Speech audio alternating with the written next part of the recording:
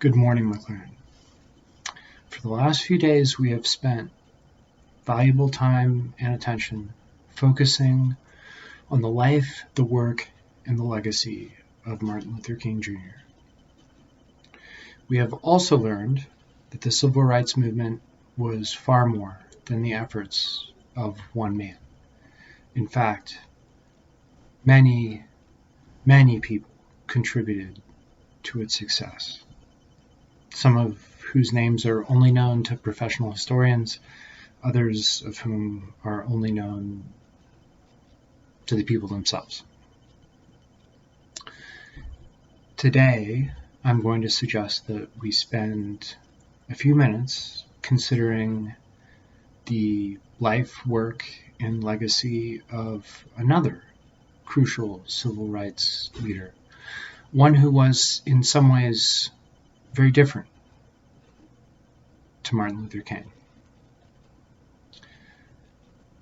Probably we all recognize the name Malcolm X. Perhaps we don't all know that he was born Malcolm Little, or that later in his life he became known as Malik al-Shabazz, among a couple other things. But I think it's important, in order for us to appreciate something of the spectrum of opinions among civil rights leaders, something of the diversity of approaches among civil rights leaders, and of course not only among their leaders, but amongst the ordinary people who were fighting that vital fight in the streets. So without taking too much more of your time,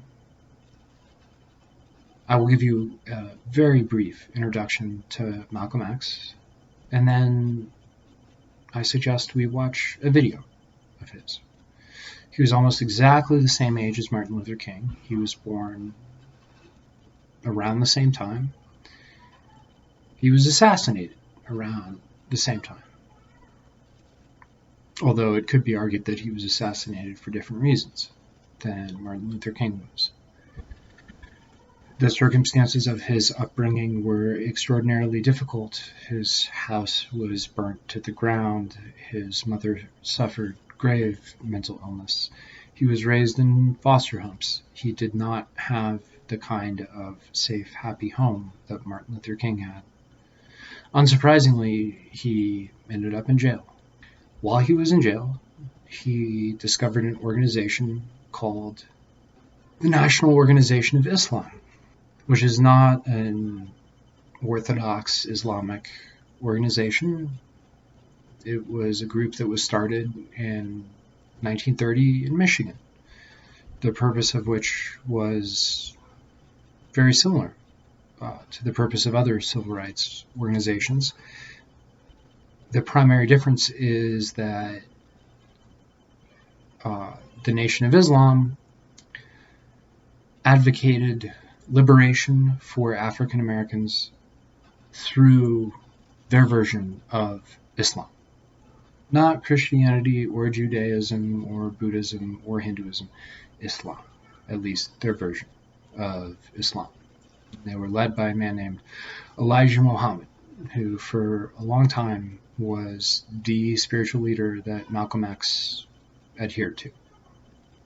So many of his speeches, if you watch them historically, he will begin by saying things like, "The Honorable Elijah Muhammad teaches us to believe that X, Y, and Z."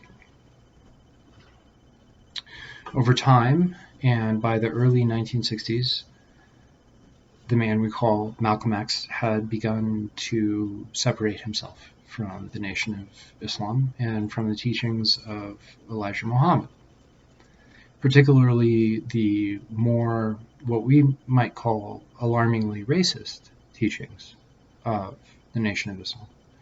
For instance, the claim that white people are devils, the claim that Africans are a superior race, the claim that true freedom only comes through violence, etc., etc.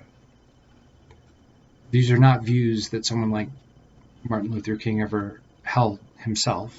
These are views that were espoused by the, as it's called, NOI, the Nation of Islam. With that in mind, I invite you to watch with me an interview conducted by several interviewers on network television in the United States, questioning Malcolm X about what he believed after he left the Nation of Islam.